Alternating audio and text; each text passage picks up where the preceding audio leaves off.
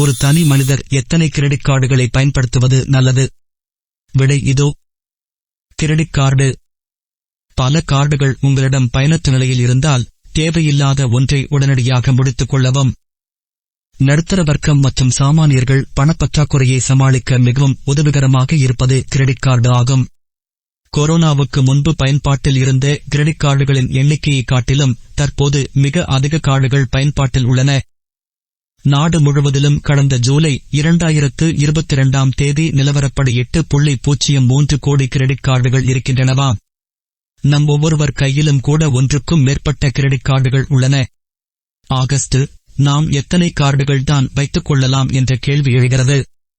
அதற்கான விடையை இந்த செய்தியில் பார்க்கலாம். ஒன்றுக்கும் மேற்பட்ட கார்டுக்கு நான் விண்ணப்பிக்கலாமா? ஒன்றுக்கும் மேற்பட்ட கிரெடிட் கார்டு இருப்பது நல்லதுதான். ஏனெனில் அவசர காலங்களில் ஒரு கார்டு வேலை செய்யாமல் போனாலும் மற்றொரு கார்டை நாம் பயன்படுத்திக் கொள்ளலாம். ஆனால் பல கார்டுகளை மேலாண்மை செய்வதும் உரிய நேரத்தில் தவணைகளை திருப்பிச் செலுத்துவதும் தான் சிக்கலான விஷயம். எந்த கார்டு தேவை என்பதை எப்படி தீர்மானிப்பது? உங்களுக்கான தேவைகள் மற்றும் முன்னுரிமைகள் பொறுத்து கிரெடிட் கார்டுகளை நீங்கள் தேர்வு செய்யலாம். உதாரணத்திற்கு, நீங்கள் மிக அதிகமாக ஷாப்பிங் செய்பவர் என்றால் அதற்கு சலுகை அளிக்கும் கார்டுகளை தேர்வு செய்யலாம். அதுபோல அதிக பயணம் செய்பவர் என்றால் டிக்கெட் மற்றும் ஹோட்டல் ரூம் புக்கிங் சலுகைகளை தரும் கார்டுகளை தேர்வு செய்யலாம். வெவ்வேறு சேவைதாரர்களை தேர்வு செய்ய வேண்டுமா? ஆமாம். Amex, Diners Club, Mastercard, RuPay, Visa card என வெவ்வேறு சேவைதாரர்களை தேர்வு செய்யுங்கள்.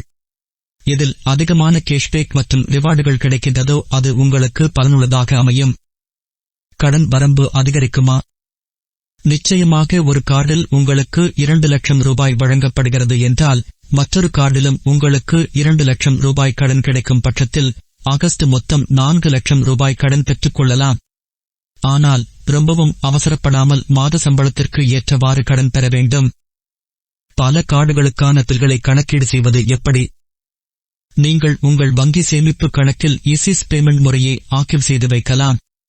அதேபோல அனைத்து கிரெடிட் கார்டு பெண்டிங் தொகையை டிராக் செய்து உரிய சமயத்தில் நினைவூட்டுவதற்கான ஆப்களை உபயோகிக்கலாம். பயன்படுத்தாத கிரெடிட் கார்டுகளை என்ன செய்வது? பல கார்டுகள் உங்களிடம் பயனற்ற நிலையில் இருந்தால் தேவையில்லாத ஒன்றை உடனடியாக முடித்துக் கொள்ளவும்.